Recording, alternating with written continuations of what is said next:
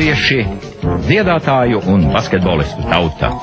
Pilsētas un lauki ar dziesmām pieskandētas, kārtējā basketbola sezona atkal rit pilnā sparā.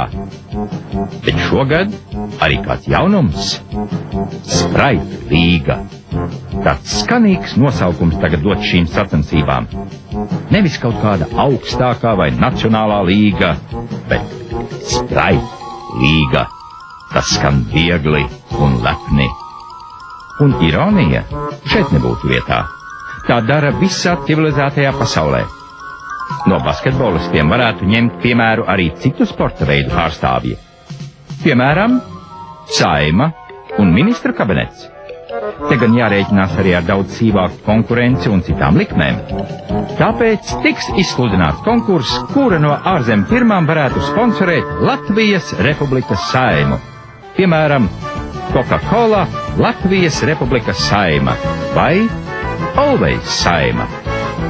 Tas varbūt skan mazliet neierasti. Taču mums jādomā par elastīgām saimniekošanas metodēm.